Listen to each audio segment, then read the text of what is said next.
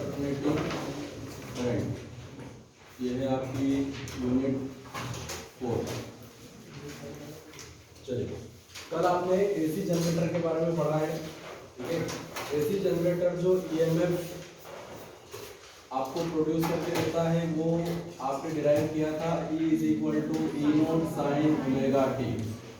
इस ईएमएफ की वजह से जो करंट वहां पे फ्लो करता है वो I is equal to I naught sine omega t. मतलब आपके सामने अल्टरनेटिंग ईएमएफ और अल्टरनेटिंग करंट का एक्सप्रेशन आपके सामने लिखा हुआ है, ठीक है। तो सबसे पहले हम लोग यहाँ पे एसी और डीसी में डिफरेंस के बारे में बात कर लेते हैं। एक करंट आपने पढ़ी है सेकंड यूनिट में, करंट इलेक्ट्रिसिटी में, ठीक है। और एक करंट के बारे में अब हम बात कर रहे हैं, ठीक है। तो सबसे पहले हम डिफरेंस देख लेते हैं, difference between AC and DC, ठीक है। डिफरेंस तो क्या है, डेफिनेशन देखना है आपको, ये समझना है कि डीसी क्या है और एसी क्या है, ठीक है। तो आप लोगों में से कोई डिफाइन कर सकता है क्या? डीसी के बारे में बताओ पहले। डीसी मतलब होता है डायरेक्ट करंट। क्या फुल फॉर्म है इसका? Direct current. कौन डिफाइन करेगा, बताइए। Electrical energy into mechanical energy, just opposite of AC. AC का opposite electrical energy into mechanical energy. अरे ये तो करंट है भाई, इसकी पोलैरिटी चेंज नहीं होती। यस, है ना। किसको डायरेक्ट करंट बोलते हैं, किस करंट को हम डीसी कहेंगे, ठीक है। A current whose magnitude and direction remains constant, ठीक है। मैग्नीट्यूड भी चेंज नहीं होगा और डायरेक्शन भी चेंज नहीं होगी, ठीक है। क्या लिखोगे? मैग्नीट्यूड एंड डायरेक्शन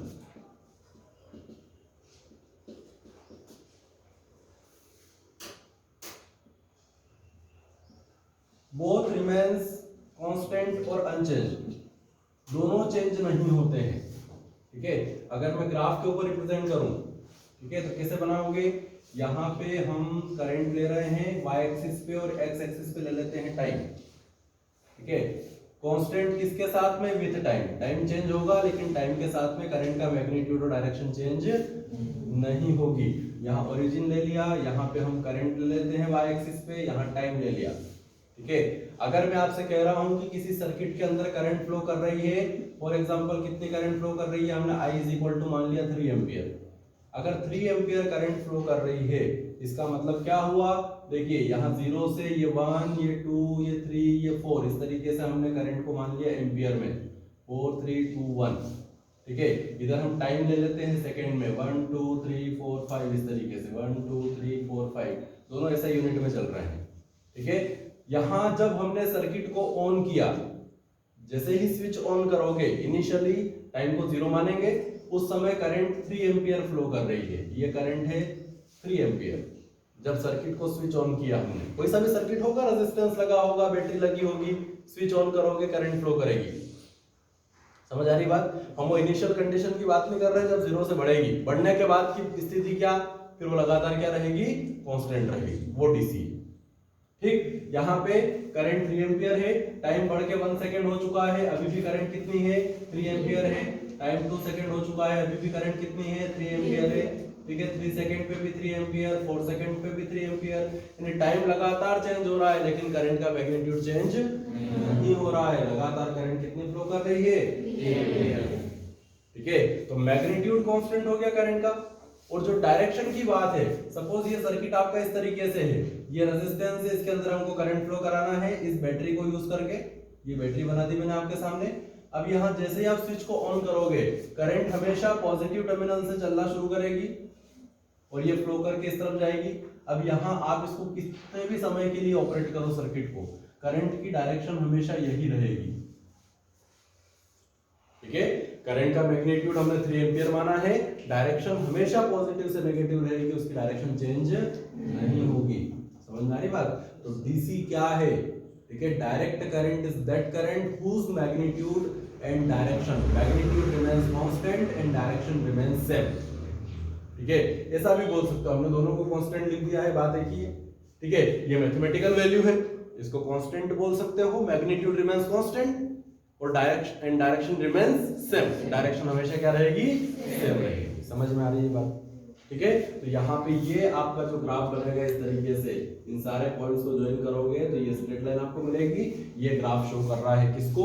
डीसी को, डायरेक्ट करंट को शो कर रहा है, जो टाइम के साथ वेरी नहीं कर रही। ठीक है, वहीं अगर हम बात करें अल्टरनेटिंग करंट के बारे में, ठीक है, एसी मतलब alternating current.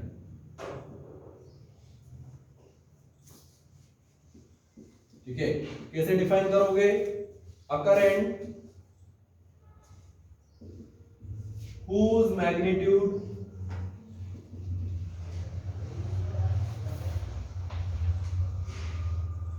changes continuously and direction changes periodically।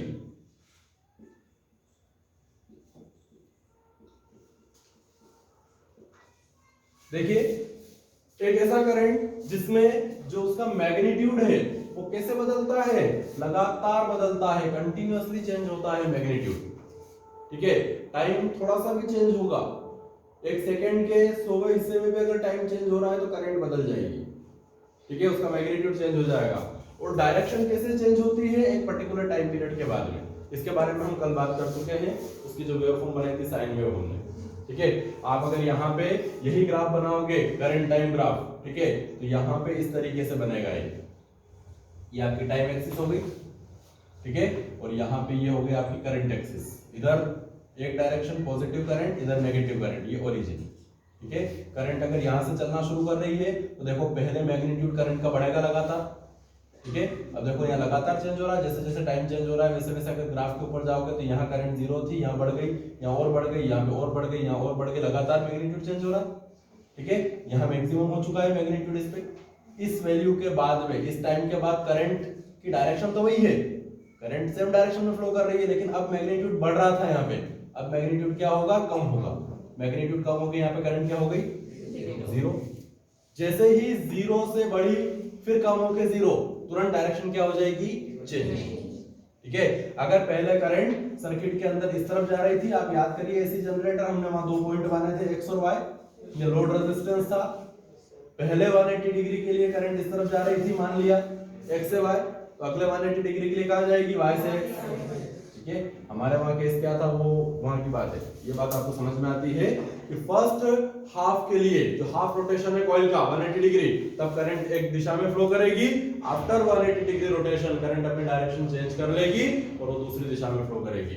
ठीक है, तो मैग्नीट्यूड यहाँ पे लगातार चेंज हो रहा है, पहले बढ़ रहा है, मैक्सिमम होके फिर कम होके 0 हो रहा है। ठीक है, लेकिन ये डायरेक्शन सेम है, यहां से यहां तक डायरेक्शन करंट की सेम है। उसके बाद डायरेक्शन चेंज हो जाएगी, फिर अपोजिट डायरेक्शन पे करंट का मैग्नीट्यूड पहले बढ़ेगा, बढ़ के यहाँ मैक्सिमम हो गया, फिर कम होके क्या हो जाएगा? 0, और फिर से वापस वही डायरेक्शन आ जाएगी ऐसे। ठीक है, तो आपको ग्राफ से समझ में आ रहा है, डेफिनेशन आपने लिखी है, the current whose magnitude changes continuously and direction changes periodically, that current is known as alternating current। ठीक है, और इसी को हम एसी जनरेटर से डिराइव करते हैं, है ना, उसको प्रोड्यूस करते हैं। ठीक है, अगर डीसी जनरेटर के बारे में बात करें, आपने डीसी मोटर पढ़ी है, ठीक है, वैसे ही डीसी जनरेटर होता है। मोटर के अंदर इलेक्ट्रिसिटी हम देते हैं और वो घूमती है। मोटर में यही होता है, करंट हम सप्लाई करते हैं, मोटर घूमेगी, वहां पे कॉइल हमको घुमाना है, हमको क्या मिलेगी? करंट मिलेगी। ठीक है, तो वही डीसी मोटर ही डीसी जनरेटर की तरह काम करने लगेगा। अगर उसमें कॉइल को हम घुमा दें तो करंट हमको मिल जाएगी। वो करंट कैसे मिलेगी? Direct current. ठीक है, ये डीसी मोटर के बारे में आपने पढ़ा है 10th क्लास में इलेक्ट्रिसिटी चैप्टर में। ठीक है, वही सेम डीसी जनरेटर होता है। ठीक है, आप मैकेनिकल दोगे तो वो इलेक्ट्रिकल दे देगा आपको, आप इलेक्ट्रिकल दोगे तो वो मैकेनिकल दे देगा। ठीक है, यहाँ ये पहले सिलेबस में हुआ करता था, डीसी मोटर डीसी जनरेटर, अब नहीं है तो हमको पढ़ना नहीं। ठीक, तो ये एसी डीसी में डिफरेंस आपको समझ में आते हैं, लिखना हो तो लिख लो, कर लो फटाफट, मतलब कर लो।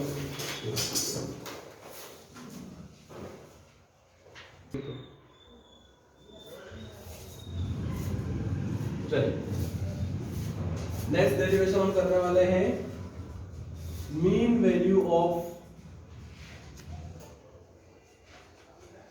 Alternating current. Mean value of AC. सबसे पहले आप ये समझ लें कि मीन वैल्यू का मतलब क्या। देखिए आपने जो अल्टरनेटिंग करंट की वेवफॉर्म बनाई थी वो इस तरीके से थी, मतलब यहाँ करंट की वैल्यू लगातार क्या हो रही है, पहले इंक्रीज हो रही है, फिर मैक्सिमम पे डिक्रीज हो रही है, मतलब टाइम के साथ में हम इसका एवरेज निकाल सकते हैं। मीन का मतलब क्या होता है, average, average value of alternating current. तो आप यहाँ देख रहे हैं कि करंट आपकी लगातार चेंज हो रही है, ठीक है। तो यहाँ 0 से लेकर t टाइम की अगर मैं बात करूं, 0 से t का मतलब कैपिटल T लिख रहा हूं मैं, मतलब time taken by alternating current to complete one cycle, ठीक है। इसको टाइम पीरियड बोलते हैं, अल्टरनेटिंग करंट का टाइम पीरियड हो जाएगा एक साइकिल कंप्लीट करने में। ये सब 11th में पढ़ा है आपने, दोबारा एक्सप्लेन करने की जरूरत नहीं है, ठीक है। 0 से t टाइम है ना, ये आप 9th क्लास से पढ़ते आए हैं, वहां पे साउंड चैप्टर पढ़ा था, फ्रीक्वेंसी क्या होती है, एम्पलीट्यूड क्या होता है, ये सब पढ़ा है आपने, बताने की जरूरत नहीं है, ठीक है। तो टाइम पीरियड क्या हो गया, 0 से कैपिटल T। अगर हाफ साइकिल की बात करूं तो टाइम कितना हो जाएगा, t/2। समझ आ रही बात, ठीक है। तो यहाँ एवरेज जो निकालेंगे, अब सोचो कि 0 से t/2 इस हाफ साइकिल में अगर मैं इन करंट्स का एवरेज निकालूंगा तो कोई ना कोई एवरेज करंट मुझे मिलेगी, कोई ना कोई मैग्नीट्यूड होगा उसका। ये मान लिया इतना है I मीन, ये पॉजिटिव वैल्यू होगी क्योंकि पॉजिटिव का एवरेज है। अगर t/2 से लेकर t तक ये जो वैल्यूज है करंट की सारी, जितनी भी वैल्यूज यहां से यहां तक है, इन सब का अगर मैं एवरेज निकालूंगा तो कोई ना कोई एवरेज वैल्यू मिलेगी मुझे। समझ आ रही बात, ठीक है।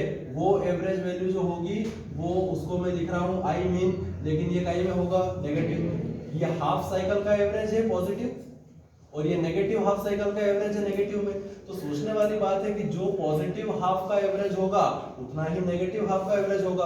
अगर इन दोनों का एवरेज अगर आप निकालोगे तो क्या हो जाएगा, 0, क्योंकि इन दोनों को ऐड करोगे तो एक दूसरे को क्या कर देंगे, कैंसिल हो जाएगा।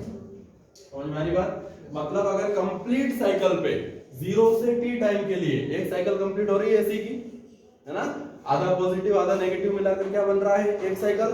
अगर कंप्लीट साइकिल में अगर आप मीन वैल्यू कैलकुलेट करेंगे तो वो आपको क्या मिलेगी, 0 मिलेगी। क्यों मिलेगी, क्योंकि पॉजिटिव हाफ का एवरेज और नेगेटिव हाफ का एवरेज बराबर बराबर होगा, और उनका एवरेज अगर निकालोगे तो क्या हो जाएगा, 0 हो जाएगा। इसलिए जब कभी हम मीन वैल्यू निकालते हैं अल्टरनेटिंग करंट की, ठीक है, तो वो पूरी साइकिल के लिए ना निकालकर किसके लिए निकालते हैं, हाफ साइकिल के लिए निकालते हैं केवल, ठीक है। हाफ साइकिल का मतलब टाइम कितना लेना है, small t is equal to, ठीक है, कितना लेना है, 0 से लेकर t/2 तक। आपका जो टाइम है वो वेरी करेगा 0, मतलब जहां से एसी चलना शुरू कर रहा है, और हाफ साइकिल का टाइम मतलब t/2 तक। समझ में आ रही बात। कंप्लीट साइकिल के लिए क्यों नहीं निकालते हैं, उसके पीछे कारण है कि वो 0 मिल जाएगा, ठीक है। तो हाफ साइकिल के लिए हम यहाँ पे इसका मीन निकाल लेते हैं। अब कैलकुलेट कैसे करेंगे, ये तो एक्चुअल बात हो गई जो अभी हमने यहाँ पे डिस्कस की है कि मीन वैल्यू क्या होती है, ठीक है। इसको कैलकुलेट करने के लिए हम अलग तरीका यूज कर रहे हैं, है ना। सबसे पहले उसको डिफाइन करते हैं अपन कि क्या बोलते हैं, मीन वैल्यू किस चीज को बोलते हैं, ठीक है। तो क्या लिखोगे, mean value of alternating current is that value of direct current, ठीक है, विच कैन फ्लो, दिखाई दे रहा है क्या सबको, which can flow same amount of charge through a resistor, किसी रजिस्टर से चार्ज फ्लो करवाना है। अब सोचने वाली बात है कि अगर आप रेजिस्टेंस कनेक्ट करोगे, उस रेजिस्टेंस के साथ में अगर आप अल्टरनेटिंग सोर्स लगाओगे तो अल्टरनेटिंग सोर्स क्या करेगा। अगर हाफ साइकिल की बात कर रहे हैं तो हाफ साइकिल में मान लो करंट इधर जा रही है, ठीक है, अगली हाफ में करंट इधर जाएगी, तो हम तो केवल हाफ की बात कर रहे हैं। मान लो करंट इधर जा रही है, इधर जा रही है मतलब कोई ना कोई चार्ज फ्लो करेगा यहां से यहां तक। ये आपका पॉजिटिव टर्मिनल हो गया या नेगेटिव टर्मिनल हो गया उस पर्टिकुलर टाइम पे जब करंट इधर जा रही है। तो पॉजिटिव चार्ज अगर मानोगे तो फ्लो करेगा इस तरफ करंट की दिशा में, एक्चुअल में इलेक्ट्रॉन्स फ्लो करते हैं। नेगेटिव चार्ज के बारे में बोलोगे तो वो ऐसे फ्लो करेगा। कुल मिला के क्या फ्लो कर रहा है यहाँ पे सर्किट में, चार्ज फ्लो कर रहा है। तो इस पर्टिकुलर रेजिस्टर के अंदर चार्ज फ्लो करेगा, तो हाफ साइकिल में कितना चार्ज यहाँ पे फ्लो करेगा उसका अमाउंट तय होगा। करंट का मैग्नीट्यूड चाहे कम ज्यादा हो रहा हो, करंट का मैग्नीट्यूड कम ज्यादा हो रहा है, इसका मतलब क्या, कम करंट है। जैसे ये आपकी एसी आपने बनाई थी अभी, इस तरीके से बनाई थी हाफ साइकिल आपकी। अगर करंट कम है मतलब कम चार्ज फ्लो कर रहा है इस पर्टिकुलर टाइम पे। करंट अगर बढ़ गई मतलब चार्ज की वैल्यू बढ़ जाएगी, और करंट बढ़ी तो चार्ज और बढ़ जाएगा। ठीक है, तो भले कम है ज्यादा है, ओवरऑल जो भी कर चार्ज यहाँ पे फ्लो करेगा यहाँ से लेकर इस पर्टिकुलर टाइम में वो हमेशा कर लेंगे कितना चार्ज फ्लो किया। समझ में आ रही बात? ठीक है, तो अल्टरनेटिंग करंट भी इसके अंदर क्या करेगा, चार्ज फ्लो करवाएगा 0 से t/2 टाइम में।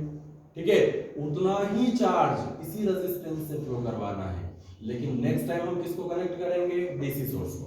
देखो यही रेजिस्टेंस उठाया मैंने, यहाँ लगा दिया रेजिस्टेंस सेम, टाइम भी कितना लेना है 0 से t/2 हाफ साइकिल। ठीक है, लेकिन किसके थ्रू ये चार्ज फ्लो करवाना है, इस बार डीसी से करवाना है, ये बैटरी कनेक्ट करती होगी। समझ में आ रही बात? ठीक है, उतना ही चार्ज जो एसी ने फ्लो करवाया है कितने टाइम में, t/2 टाइम में, उतना ही चार्ज यहाँ पे ये डीसी भी फ्लो करवा सकता है कितने टाइम में, t/2 टाइम में। Same resistance same time, charge भी क्या होना चाहिए, सेम होना चाहिए। ठीक है, तो जो डायरेक्ट करंट की वैल्यू यहाँ पे होगी, जो उतना ही चार्ज फ्लो करवा दे जितना अल्टरनेटिंग करंट ने करवाया है, तो ये डायरेक्ट करंट की जो वैल्यू है ये इस अल्टरनेटिंग करंट के लिए क्या हो जाएगी, मीन वैल्यू। समझ में आ रही बात? मतलब एसी की मीन वैल्यू कौन है, डीसी की। एसी की मीन वैल्यू किसको बोल रहे हैं, डीसी को। अब किस डीसी को बोल रहे हैं, वो डीसी जो उतना चार्ज फ्लो करवा दे जितना कि एसी ने करवाया है। समझ में आ रही बात? ठीक है, दो व्यक्ति है, ठीक है, एक कम उम्र का है, एक ज्यादा उम्र का है। ठीक है, लेकिन हम दोनों को इक्विवेलेंट बोलेंगे। कब बोलेंगे इक्विवेलेंट, कि छोटी उम्र का बच्चा भी उतना ही काम कर रहा है उतना ही समय में जितना बड़ा कर रहा है ना। मजदूरी करने के लिए जाते हैं लोग, है ना। एक 17 साल का 18 साल का लड़का है और एक 45 साल का आदमी है। ठीक है, दोनों को मजदूरी सेम मिलती है। क्यों मिलती है, क्योंकि दोनों काम बराबर कर रहे हैं। तो यहां पर भी वही बात है, एसी भी चार्ज फ्लो करवा रहा है, डीसी भी चार्ज फ्लो करवा रहा है। अगर दोनों ने सेम रजिस्टर में सेम टाइम में सेम चार्ज फ्लो करवाया, तब वो जो डीसी की वैल्यू है वो एसी के लिए क्या हो जाएगी, मीन वैल्यू। कर पाएंगे डिफाइन? देखो क्या लिखा है मैंने यहाँ पे, mean value of AC is that value of DC that can flow same amount of charge through a resistor in same time equal to half cycle of AC। ये बात समझ में आ रही है? मैंने क्या लिखा है, सेम टाइम। सेम टाइम कौन सा same time, that is equal to half cycle of AC. Half cycle of AC मतलब टाइम क्या हो जाएगा, 0 से t/2। बात समझ में आ रही है? ठीक है, तो आपको कुल मिला के चार्ज कैलकुलेट करना है, लिखा है ना आपने। ठीक है, same amount of charge flow करवाना है, तो एक बार चार्ज निकाल लो जो फ्लो करवा रहा है एसी, और एक बार चार्ज कैलकुलेट कर लो जो उसी टाइम में फ्लो करवा रहा है डीसी। ठीक है, तो दोनों चार्ज निकाल के इक्वेट कर देंगे, तो क्या मिल जाएगी आपको, मीन वैल्यू मिल जाएगी। समझ में आती है बात? चलिए, तो चार्ज निकालने के लिए क्या करें ये बताओ सबसे पहले।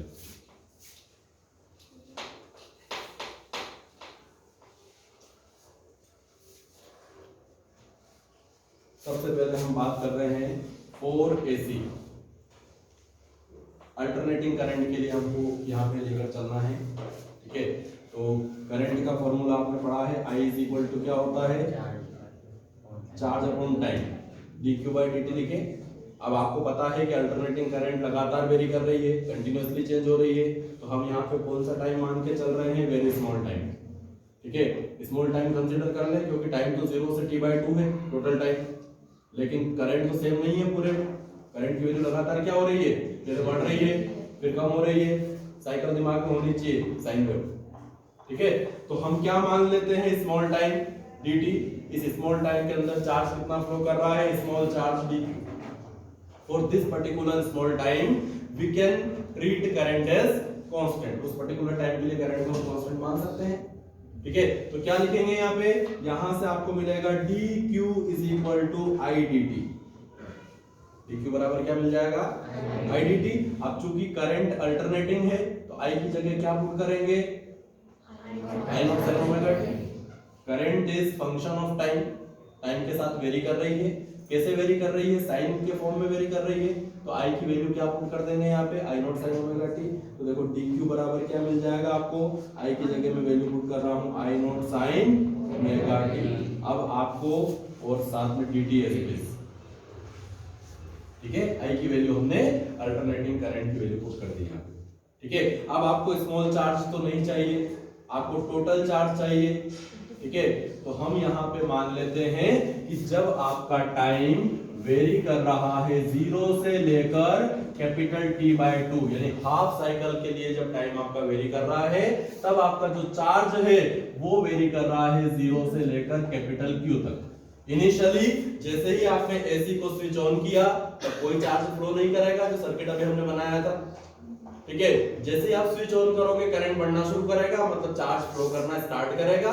तो चार्ज की शुरुआत कहां से हो रही है? 0 से। स्विच ऑन करने के पहले कोई चार्ज नहीं था, जैसे ही आपने स्विच ऑन करा चार्ज फ्लो करने लगा रजिस्टर के थ्रू, यानी चार्ज का मैग्नीट्यूड 0 से बढ़ता जाएगा। जब तक टाइम बढ़कर होगा T/2 तब तक चार्ज का भी कुछ अमाउंट फ्लो कर चुका होगा। कितना चार्ज फ्लो कर चुका होगा उसको हमने मान लिया कैपिटल Q। तो जब टाइम वेरी कर रहा है 0 से T/2 तब हमारा चार्ज जो फ्लो कर रहा है रजिस्टर से वो वेरी कर रहा है 0 से लेकर Q तक, ठीक है। तब हम यहाँ पे टोटल चार्ज कैलकुलेट करना चाहते हैं, ठीक है। तब क्या करेंगे? टोटल चार्ज कैलकुलेट करने के लिए क्या करोगे? On integrating both side,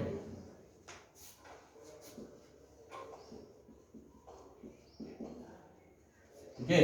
integrate करेंगे, LHS को मैं इंटीग्रेट कर रहा हूं, integration of dq while the limit varies from 0 to q, ये लिमिट पुट कर दी है मैंने, ठीक है।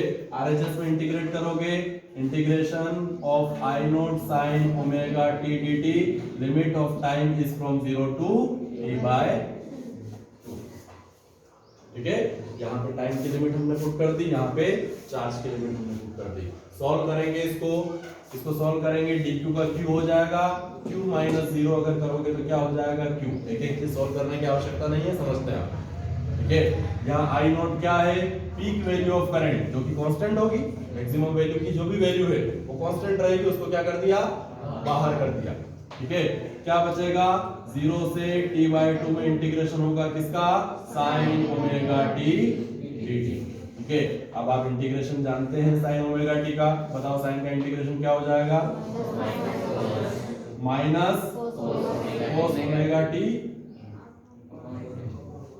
अपॉन ओमेगा, ठीक है। ये ओमेगा t इसमें वेरिएबल कौन है? टाइम। ओमेगा क्या है? कांस्टेंट है। अगर ऐसे इंटीग्रेशन अगर आप करते हो, ठीक है, sin 2x dx क्या होता है इसका integration? Minus cos x cos 2x by 2, यही होता है क्या? चलिए, लिमिट ब्रैकेट के बाहर पुट करेंगे 0 से लेकर T/2 तक, और सॉल्व करेंगे इसको। सिंपल मैथमेटिक्स है ना, ज्यादा दिमाग में लगाना है, कंसेप्ट फिजिक्स का ही खत्म हो जाता है। किस चीज को मीन वैल्यू बोल रहे हैं वो आपने निकाल लिया, उसके बाद आपको मैथ सॉल्व करना है, ठीक है। तो ये माइनस बाहर कर दिया, i नॉट ओमेगा कांस्टेंट है इसको भी बाहर कर दिया, ठीक है। ब्रैकेट के अंदर अपर लिमिट पुट करना है। ये लिमिट किसकी है? ओमेगा टी की लिमिट है कि केवल टी की है? टाइम की लिमिट है, तो केवल टी की जगह पुट करेंगे। समझ में आ रही बात है ना? आपको दिखाई दे रहा है इधर? चलिए, माइनस साइन को बाहर कर चुके हैं, ठीक है। क्या लिखोगे? कोस ऑफ ओमेगा टी की जगह क्या लिखेंगे? T/2, तो ये हो जाएगा ओमेगा T/2। ये एंगल में ही चेंज करना है, ऐसा नहीं यहाँ टी लिख दिया पूरे का अपॉन में 2 कर दिया। ये चेंज किसके अंदर हो रहा है? ये ओमेगा टी में चेंज हो रहा है, एंगल में, कोस के साथ जो एंगल है, ठीक है। और अपॉन ये तो ओमेगा तो बाहर आ चुका है, माइनस अपर लिमिट पुट कर चुके हैं अपन, माइनस लोअर लिमिट करोगे तो क्या हो जाएगा? कोस ऑफ टी की जगह 0 पुट करोगे तो पूरा एंगल क्या हो जाएगा? 0। कोई समस्या इसके अंदर? देख लो, upper limit minus lower limit करना है, ठीक है। और सॉल्व करेंगे, q is equal to minus i not divided by omega, बोलो omega t upon 2, what is the value of omega t? Omega क्या है यहाँ पे? Angular velocity. टी क्या है? टाइम है ना? कौन सा टाइम है? एक कंप्लीट साइकिल का, है ना? याद करो 11th क्लास ऑसिलेशंस पढ़े हैं। ऑसिलेशंस चैप्टर का नाम सुना है? ठीक है, क्या बोलते थे आप वहां पे? Angular velocity is equal to angular displacement upon time. एक कंप्लीट साइकिल में एंगुलर डिस्प्लेसमेंट कितना होगा? 360 डिग्री। ये होता है 360 डिग्री को क्या लिखते हो? 2 पाई रेडियन, ये लिखोगे ना? तो velocity is equal to displacement upon time. Velocity angular है ओमेगा, डिस्प्लेसमेंट पूरे कंप्लीट साइकिल में कितना होगा? 2 पाई। टोटल टाइम कितना लगता है एक साइकिल में? टी। ये बोल रहे हो आप? तो यहां से ओमेगा टी बराबर क्या हो जाएगा? 2 पाई। पुट कर सकते हैं ओमेगा टी को 2 पाई। ठीक है, तो यहां पे लिखोगे cos ऑफ ओमेगा टी को लिखा 2 पाई, अपॉन में एंगल में क्या है? 2 minus cos of 0 as it is. ठीक है, यहां 2 से 2 कैंसिल आउट हो जाएगा, क्या बचेगा? cos पाई। ठीक है, शॉर्टकट नहीं मारना है ना, जितनी स्टेप बनती है उतनी लिखना है। क्या लिखोगे? Minus I not divided by omega, it is cos pi minus cos 0। चलिए अब बताइए value. I not divided by omega, cos पाई, पाई मतलब 180 डिग्री, क्या वैल्यू होती है? -1। cos 0 +1, cos 90 0, cos 180 -1। cos cycle ऊपर से शुरू होती है, पता ना आप लोगों को? ठीक है, क्या हो जाएगा? -1 minus sine as it is, cos 0 की वैल्यू 1। ठीक है, तो क्या होगा इसको सॉल्व करने पर? -1 क्या हो जाएगा? -2। मल्टीप्लाई करोगे माइनस माइनस हो जाएगा प्लस, ये हो जाएगा 2i not divided by omega. बात समझ में आ रही सबको? ठीक है, इक्वेशन 1 क्या कैलकुलेट किया अभी तक हमने? द चार्ज, ठीक है, that is phloem by the AC in its half cycle. ठीक है, एसी अपनी हाफ साइकिल में उतना चार्ज फ्लो कर रहा है, देख लीजिए। ठीक है, अब क्या निकाल ले? आपने क्या कहा है कि mean value of AC is that value of DC. अब उतना ही चार्ज कौन फ्लो करवा दे? डीसी फ्लो करवा दे। तो अपन एक डीसी सोर्स मान लेते हैं। ठीक है, वहां मैंने लिखा था 4AC, यहां क्या लिखेंगे? 4DC। ठीक है, तो क्या करें? चार्ज का फॉर्मूला, करंट का फॉर्मूला लगाएं वापस से। I इज इक्वल टू क्या होगा? q/d। यहाँ dq/dt लिखने की जरूरत नहीं है, स्मॉल टाइम कंसीडर करना ही नहीं है, क्योंकि करंट जो रहेगी वो क्या रहेगी? यूनिफॉर्म करंट रहेगी। अभी आपने वेवफॉर्म बनाई थी। ठीक है, तो यहाँ पे क्या लिखोगे? I is equal to q upon time को क्या पुट करेंगे? डायरेक्ट फॉर्मूला लिख दिया मैंने। चार्ज कितना होना चाहिए? जितना एसी ने करवाया, चार्ज सेम होना चाहिए, यही बोला है आपने। टाइम कितना होना चाहिए? हाफ साइकिल के बराबर। तो डायरेक्ट 0 से t/2 मतलब कितना आएगा टाइम? t/2। समझ आ रही बात? ठीक है, अगर ये चार्ज और ये चार्ज अगर सेम है तो ये जो I लिखा हुआ है, इसी I को आप लिखोगे I min या फिर I एवरेज। समझ में आ रही बात? ठीक है, ये कौन सा मेन दिख रहा है? मिनिमम मत बोल देना उसको, है ना? समझ पा रहे हैं क्या बात को? आई मीन कब बोलोगे? जब ये चार्ज और ये चार्ज सेम है। तब यहाँ पे चार्ज है आपके पास, इधर भी चार्ज को LHS में ले लो, तो क्या इक्वेशन बन जाएगी? Q is equal to I mean into this is second equation. ठीक है, क्या करोगे? From equation first and second, LHS से में RHS को इक्वेट कर दें। ठीक है, यहाँ लिखोगे from equation first and second, क्या करोगे बोलो? ये लेके चले पहले, आई मीन कैलकुलेट करना है आपको। I mean into t/2 is equal to क्या लिखोगे? हाँ बोलो। ओमेगा, ओमेगा की जगह फिर से क्या पुट कर सकते हैं? अभी लिखा था आपने। ठीक है, क्या हो जाएगा? ये 2 पाई बाय टी चला जाएगा ऊपर। ठीक है, क्या होगा? देखो 2 से ये 2 कैंसिल कर दो, t से t कैंसिल कर दो, क्या बचेगा? I mean is equal to 2i not divided by pi. अब पाई की वैल्यू आप जानते हैं 22/7।